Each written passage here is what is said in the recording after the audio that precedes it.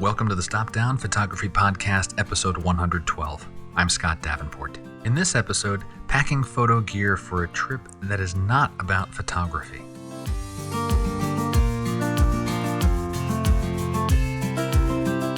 Hi, welcome. Thanks for joining me. I'm glad to be back with you for another chat about photography, this passion we share. And in today's episode, let's take one more step on our never-ending journey of photography. Traveling is a joy for me. I was bit by the travel bug, a good 25 years ago, and I love exploring a new place, revisiting an old one, reconnecting with family, with friends, with travel companions in these places. And as photographers, our thoughts gravitate toward the photo opportunities travel presents. But what to do when the primary reason for your trip is not photography? The trip is not an immersion in photography like going on a photo workshop. The reason for your travel is something else, a business meeting, a conference, a family vacation, yet you want to work photography into the journey. And I have that exact scenario playing out in the next month or so. And in this episode of the podcast, I'll share how my photo packing for a non-photo trip is different, what gear I'm choosing to take, and what I'm leaving behind. If you enjoy the podcast, please share it with a friend or with your camera club. And if you have a moment or two, please leave a rating and a review for the podcast. Those do really help. You know it helps. Go ahead and do it. You can do that right in the Mac OS or iPhone Apple Podcasts app, or you can leave a rating on the web at podchaser.com. The links are in the show notes. So in my not too distant future, I have a trip coming up to Switzerland, and I'm really looking forward to the trip. It's been 20 years since I've been in the country, but this is not a photography trip. It's a family vacation. Kind of a big one too, a last hurrah of sorts as a family, at least for a few years. My son's halfway through university. My daughter enters in the fall. And, sooner than I'd like to admit, the summers that were free for travel as a family will be harder to schedule, internships or summer classes. And this summer we're going to do this big vacation, and Switzerland is the destination. Having been there a bunch of years ago, I know how stunningly beautiful Switzerland is. It's fantastic. And my memories of Switzerland are wonderful. The photos I brought back from 20 years ago, not so great. I'm looking to change that, of course. And as a landscape and travel photographer, I cannot miss the opportunity to make some photos while I'm there. I've got to do it. But I know the trip isn't for photography. I won't be dragging my family out on a multi-hour drive to then hike some trail so that the sunrise hits the mountains just so, and I get 6 minutes of great light. That's not going to happen. I can hear the groans of my family just saying that out loud here. Ain't gonna happen. So my photography will be present. I'll be a tourist, of course, capturing the sights, the buildings, the food, me and my family enjoying our trip. Just, having fun, those memories that we'll build on the trip. And I talked about this way back in episode 2. Yeah, 2 of this podcast. This was January of 2020, where on past vacations, I would skip taking photos because I'd make excuses. The light wasn't right or the subject wasn't so. And, really it was missed opportunities. You're in a place and you're going to get what you get at certain points. And I won't make that same mistake on this trip because a lot of the photography that will be in this set of travels for me, they're not about my portfolio. They're about making these memories. But I do plan to carve out time for a few more thoughtful landscapes and cityscapes. Finding the better composition, getting golden light. It's just not the photography that will be front and center on the trip. I'll need to be opportunistic. And maybe what I should do is after the trip, come back and share on the podcast how I worked my, personal, artistic photography into a family vacation. If that sounds interesting to you, drop me a comment in the episode or leave a message using the contact form on my website, scottdavenportphoto.com. I'll put a link in the show notes. But anyway, since this trip is not a photo trip, but I want to build some photography into it, that changes my strategy for how I'm packing. I can't bring the full complement of gear I would for a full-on landscape shoot. I can't tote that around all day and be a tourist and be a thoughtful husband and father on a family vacation. So, what's my plan? What am I bringing? Let me start with cameras and lenses. I'm bringing just 2 cameras, my 2 standard bodies. I got my trusty pair of Sony A7R IIs. One has a 16 to 35 millimeter lens mounted, the other a 24 to 105 mounted. All the other cameras I got are staying home. Sony A6400 I use for filming and occasionally for stills. Small pocket cameras, Sony RX0. My longer lens, my 70 to 200. Not bringing it. It's staying home. The IR camera, not bringing it. It's staying home. 2 cameras. That's it. That's going to be my focus. And the reason for this is, during the day when I'm out and being part of this vacation, I'll have the 24 to 105 lens with me.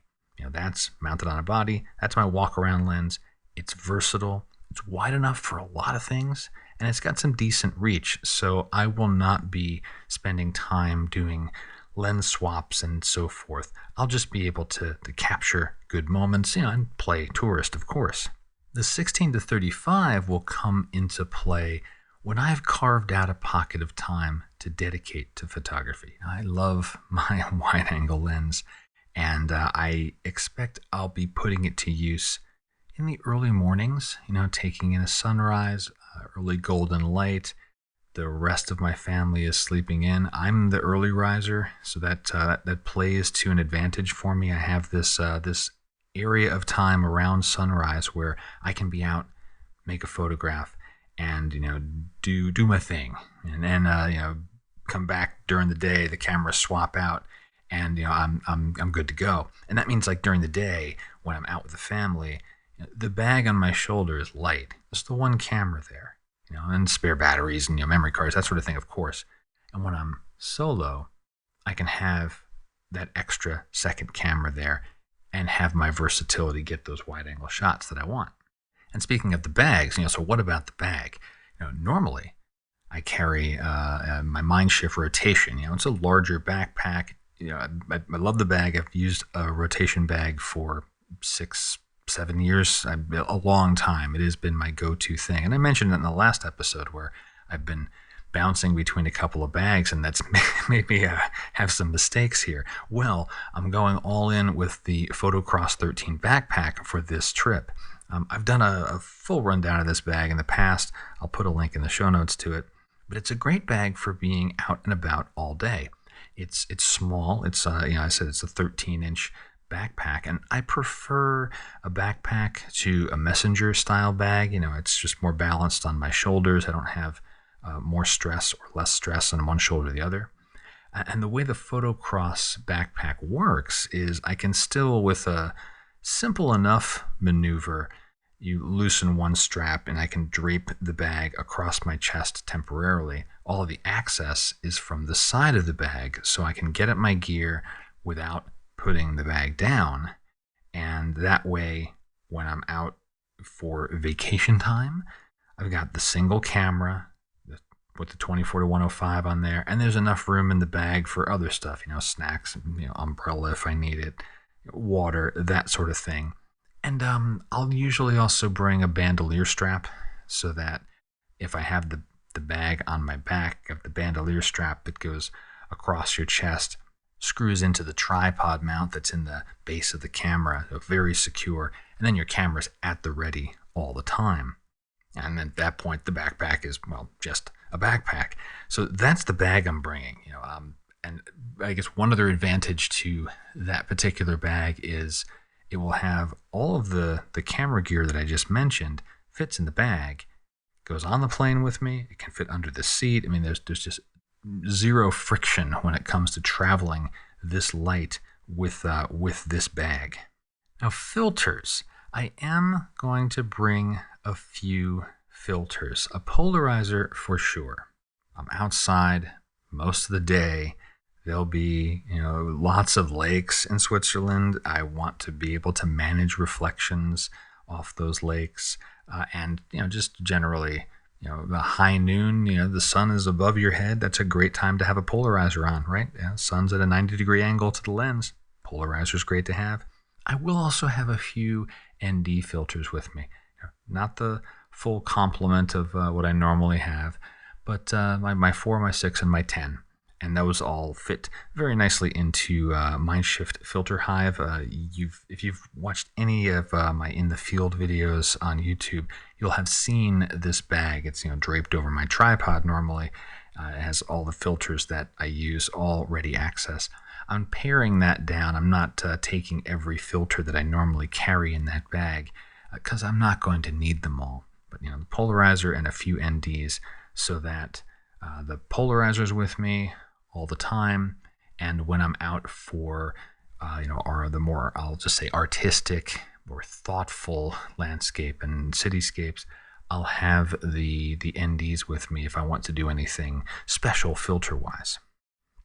And the last item that I have I've wrestled with this a little bit is the tripod. Ooh, the tripod on a pure photo trip. Yeah. The big tripod comes with me all the time. For a family holiday where I'm still wanting to work a little photography in it, I still want a sturdy platform for my camera. I know there's going to be times that I want it, but what to do about this? And so I have 2 solutions to my tripod situation. First is for the daily travel. When I am just, out being the tourist, but then opportunity presents itself. Says, I could do this if I just had something that was stabilizing for my camera. I'm bringing my platypod. If you don't know what a platypod is, once again, link in the show notes. I've had one for a bunch of years, and it's a sturdy metal platform that has a few screw-in feet, as well as a 3/8-inch stud to mount a small ball head on it. And the whole rig is about the size of your hand. It's very flat. It collapses down very flat. So it fits in a laptop or a tablet pouch in any photo bag. And it's perfect for day trips and places you wouldn't otherwise be allowed to bring in a large tripod. Now think like the interior of buildings, churches, that kind of thing. Places you've got low light, you can only push the ISO so far. Or I'm thinking in Switzerland, lakes. There's going to be rivers, streams, waterfalls. Being able to get that little extra duration on an exposure, but have stability for the camera. Platypod's going to be great because it's unobtrusive. It has a really small footprint.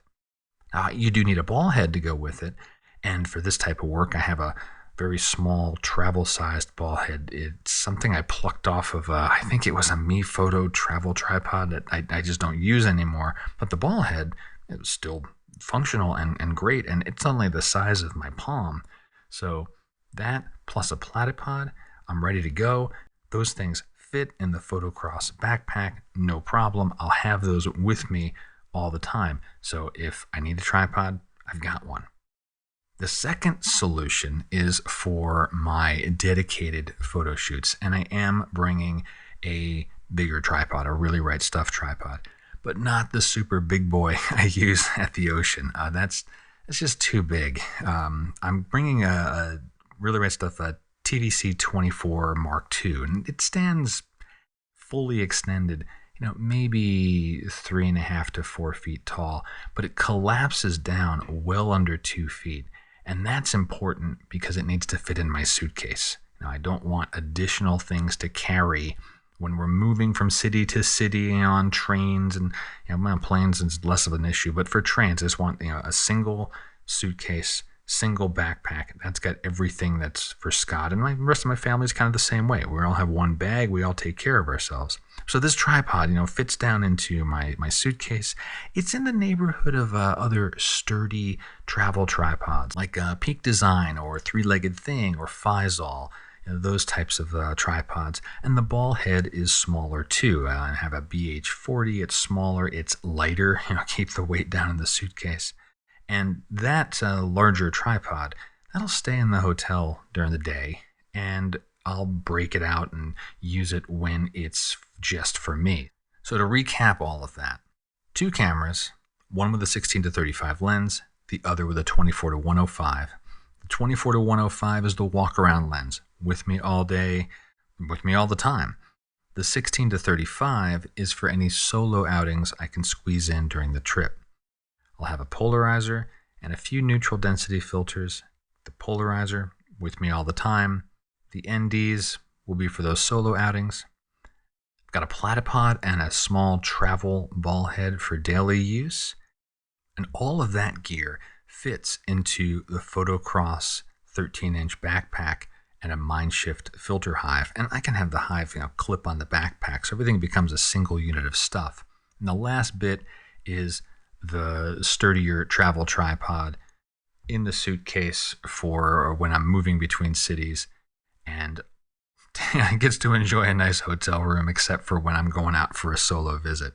So I'm testing this arrangement out on a shoot this week with the same setup, all that stuff in the Photocross, and then the Really Right Stuff TVC 24 in my hand. I'll see how that's going to go. I think it's going to work out really well, and then I will have tested this out and be ready for my travels to Switzerland.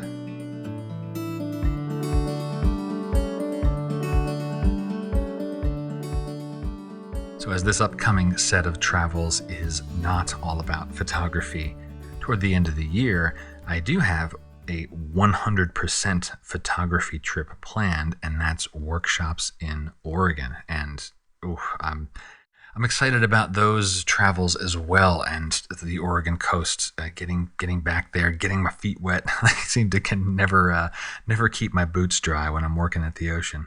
And if this podcast has you thinking about travel and exploring with your camera, making photos, I have 3 spaces, just 3 left, in my Bandon Beach and Beyond workshop happening November 13th through the 16th. It's a 4-day workshop. We're based in Bandon, next to the iconic Bandon Beach, and we're going to be working and exploring the southern Oregon coast. Bandon Beach is at our fingertips. There's Coos Bay and Shore Acres. There's the southern corridor of the 101 freeway, which has Port Orford, Sisters Rock, Lone Ranch Beach, Brookings, the entire stretch of coast. It has so many little coves and pullouts, and each one is so rich for photography. And November is a wonderful time of year on this portion of the Oregon coast. It's not crowded. The surf is starting to pick up, potential for some big waves. And the weather's temperate. Temperatures are in the low to mid 50s on average during the day. It's about 10 degrees C for my metric friends. Rains are light to moderate, no different than any other time of the year. So I'm really looking forward to this. I'm also looking forward to the headquarters for the workshop. It's a stone's throw from the bluffs overlooking Bandon Beach, and so being able to assemble and, have breakfast and pop out for a morning shoot right from HQ, or if the sunrise is looking like it's going to be great, we hit the beach for sunrise, and then we're back at HQ with a handful of minutes, being able to have breakfast, have coffee, share photos, talk technique. HQ is more than just a place to start our journeys from. It's a place where we come back and we can hang out and work on our photos. Lots of space to work and interact. As I mentioned, there's only 3 spaces left. This is a small workshop. It's 6 photographers total, because that's important to me. I want everyone to get plenty of one-on-one time, because you're coming to a workshop to improve your craft. And whether that's field work, whether that's Lightroom or On1 or other post-processing tools or a combination of the both. A small group means you're going to get what you want out of the workshop. If this sounds like your kind of thing, links are in the show notes. The cost of the workshop, $1,595. And that's November 13th through 16th, 2023, Bandon Beach and beyond. That will do it for this episode of the Stop Down Photography Podcast. Hope you enjoyed it. Hope it gave you some ideas about how you might pack differently for a non-photography trip, but you still want to work some photography into it. Because I think that a lot of us go through this, right? We travel for lots of different reasons. We still want that photography to be part of it. I'm excited. I think this is going to work out well for me. Before I drop off, again, thanks to everyone that listens, supports the show, shares it with your friends and with your photo buddies. If you are interested in learning about other ways you can support the podcast, check the show notes or hit the Support My Work button on any page of scottdavenportphoto.com. Most of the ways are zero cost to you. There are plenty of free ways you can support this show. And I thank you all very much for listening. And until next time, my name is Scott Davenport. Have fun.